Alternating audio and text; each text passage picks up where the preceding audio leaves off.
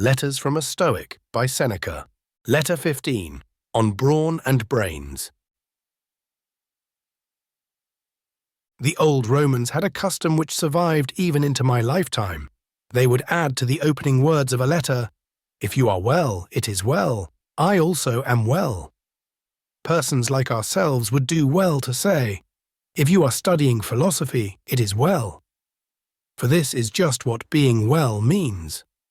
Without philosophy, the mind is sickly, and the body too, though it may be very powerful, is strong only as that of a madman, or a lunatic is strong. This, then, is the sort of health you should primarily cultivate. The other kind of health comes second, and will involve little effort if you wish to be well physically. It is indeed foolish, my dear Lucilius, and very unsuitable for a cultivated man, to work hard over developing the muscles and broadening the shoulders and strengthening the lungs. For although your heavy feeding produce good results and your sinews grow solid, you can never be a match, either in strength or in weight, for a first-class bull. Besides, by overloading the body with food, you strangle the soul and render it less active. Accordingly, limit the flesh as much as possible and allow free play to the spirit. Many inconveniences beset those who devote themselves to such pursuits. In the first place, they have their exercises at which they must work and waste their life force and render it less fit to bear a strain or the severer studies.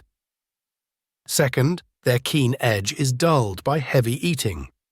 Besides, they must take orders from slaves of the vilest stamp, men who alternate between the oil flask and the flagon, whose day passes satisfactorily if they have got up a good perspiration and quaffed, to make good what they have lost in sweat, huge draughts of liquor which will sink deeper because of their fasting. Drinking and sweating, it's the life of a dyspeptic. Now there are short and simple exercises which tire the body rapidly and so save our time, and time is something of which we ought to keep strict account. These exercises are running, brandishing weights, and jumping. High jumping or broad jumping, or the kind which I may call the priest's dance, or, in slighting terms, the clothes cleaner's jump. Select for practice any one of these, and you will find it plain and easy. But whatever you do, come back soon from body to mind. The mind must be exercised both day and night, for it is nourished by moderate labor, and this form of exercise need not be hampered by cold or hot weather, or even by old age. Cultivate that good which improves with the years. Of course, I do not command you to be always bending over your books and your writing materials. The mind must have a change, but a change of such a kind that it is not unnerved, but merely unbent. Riding in a litter shakes up the body and does not interfere with study. One may read, dictate, converse, or listen to another, nor does walking prevent any of these things. You need not scorn voice culture, but I forbid you to practice raising and lowering your voice by scales and specific intonations. What if you should next propose to take lessons in walking?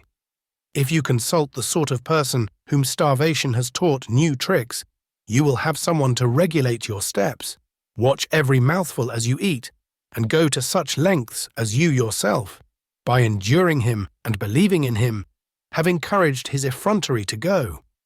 What then, you will ask? Is my voice to begin at the outset with shouting and straining the lungs to the utmost? No, the natural thing is that it be aroused to such a pitch by easy stages, just as persons who are wrangling begin with ordinary conversational tones and then pass to shouting at the top of their lungs. No speaker cries, "Help me, citizens," at the outset of his speech. Therefore, whenever your spirit's impulse prompts you, raise a hubbub, now in louder, now in milder tones, according as your voice, as well as your spirit, shall suggest to you when you are moved to such a performance. Then let your voice, when you rein it in and call it back to earth, come down gently, not collapse. It should trail off in the tones halfway between high and low, and should not abruptly drop from its raving in the uncouth manner of countrymen. For our purpose is not to give the voice exercise, but to make it give us exercise. You see, I have relieved you of no slight bother, and I shall throw in a little complimentary present. It is Greek, too. Here is the proverb, It is an excellent one. The fool's life is empty of gratitude and full of fears. Its course lies wholly toward the future. Who uttered these words, you say? The same writer whom I mentioned before. And what sort of life do you think is meant by the fool's life? That of Baba and Isio? No, he means our own. For we are plunged by our blind desires into ventures which will harm us, but certainly will never satisfy us. For if we could be satisfied with anything, we should have been satisfied long ago. Nor do we reflect how pleasant it is to demand nothing, how noble it is to be contented and not to be dependent upon fortune. Therefore continually remind yourself, Lucilius, how many ambitions you have attained. When you see many ahead of you, think how many are behind. If you would thank the gods and be grateful for your past life, you should contemplate how many men you have outstripped. But what have you to do with the others? You have outstripped yourself. Fix a limit which you will not even desire to pass, should you have the power. At last, then, away with all these treacherous goods. They look better to those who hope for them than to those who have attained them. If there were anything substantial in them, they would sooner or later satisfy you. As it is, they merely rouse the drinker's thirst.